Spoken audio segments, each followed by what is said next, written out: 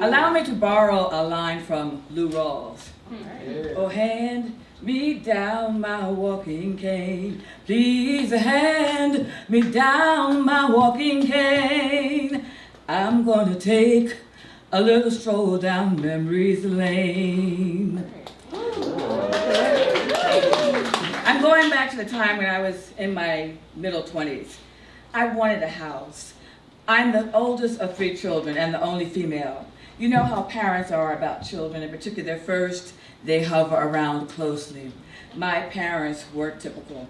They were very protective of me. I understood that. They grew up in an era where they had to be concerned about protecting me. When would they not have? We still are concerned sometimes about being protected. But I wanted a house. My mother was, I'll say, a closet feminist. At age 16, after I had my license, my mother took me down to a store, a furniture store, and had me buy some furniture. I wanted a desk for my bedroom, so she took me to a furniture store and had me get my own line of credit after I was age 16. The independence they had raised me with had influenced me. So I had seen them and how they had behaved with owning property. I knew how important that was. And after I graduated from college, that's what I dearly wanted to do. I saved my money and stayed home the first year and a half. And then my college roommate had an incident that happened. Her husband left. They were not getting along, and she called me. She also invited me to come stay with her. She wanted to know if I would do that. I said, sure. I told my parents, and they got frantic. Why in the world would I want to do that? Why not just stay home and continue to save my money? But I told them this is what I wanted to do. I went to my former roommate, and we began, after a while, doing the same kinds of things we had done in college. We drank lots of tea, and we also went to movies and did shopping. But after a while, I noticed she began to go out sometimes without me. And then now and then she would take a phone call and go into her room. This was before cell phones. And then one time while she was out, her former husband called. And there was something about the tone in his voice. The angst was gone. He didn't seem real agitated or nervous. He seemed cordial.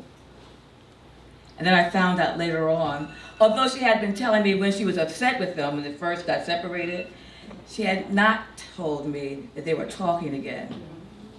And they were going to get back together. That meant I had to return to the house of my parents.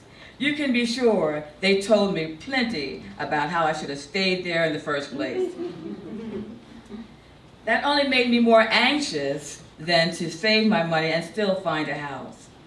I began to look, and then someone told me about a church that had bought a house, gutted it, and repaired it from the ground floor all the way up. I was anxious to see it. I filled out the paperwork, made my appointment, and went to see the house. When I walked in, I could see straight to the kitchen area. I looked at the salesperson, the male who had taken me to the house, and said, "This is a little small." He said, "You are single, correct?" I said, "That's what I said. Yes, I'm single." We went into the kitchen, brand new cabinets, but I looked out the window, and the house next door was almost falling down. I said to him, "Is that going to be done soon?" "Oh, sure," he said. "That's going to be one of the next houses to be remodeled." We went out to the porch in the back. It was a very tiny area, big enough for a hibachi, the table size hibachi, and that was it. We looked at the backyard, and he said, "You wouldn't want to cut much more grass than this, would you? Unless you have somebody to cut it for you." "I told you I'm single," I said. I went home and I told my father and my mother about this charming house that was completely renovated. My parents began to, about why would I want to get that house? Well, I was so discouraged. I called my confidant, my uncle, and I told him, "Listen, I found a sweet little house, but Mom and Dad are not going for it." He said to me this. He said, "I'll tell you what, you go to that charming little house one night and I'll go with you. If you can sit on the steps for just 10 minutes, I'll be behind you 100%. I'll be in the car with a shotgun, but if you can stay on the steps for 10 minutes, I'm in your corner." If they had said anything about the importance of location, I missed it. But I got it then. So I didn't go to that house. Later, an uncle on my mother's side, a brother-in-law of my mother's, had gotten his real estate license. He wanted to help me. He took me to a house that cost less than the car that I was driving. It didn't have any heater. I purchased the house. I said, I can do this. I can use a heater that you put the oil in. I can use that for a year, save my money, and then I'll have the heater replaced. My parents were very upset. My father stopped speaking to his brother-in-law. The day I took my brother and his wife to see the house, they were very quiet. When we got outside to the front steps, they just stood there and looked around. The neighbor attached to my house came out, got to the front porch, the fence there, leaned over, and regurgitated.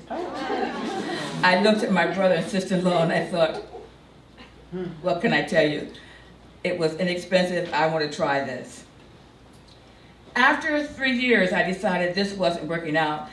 DIY and flipping houses was not on television at that time, and it was taking me a little longer to bring this house up to what I wanted. So then I found another real estate agent, not a relative, and looked for another house. My parents had told me the house had to have a wide street and I should be able to get to the bus stop in case something happened to my car and I couldn't get to work. My mother wanted me always to be able to get to work.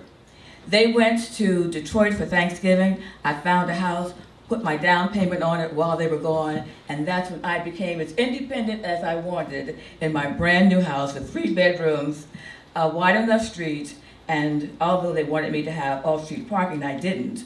But I had learned some things about what a good house was like, and I had also learned how to stand on my own 2 legs.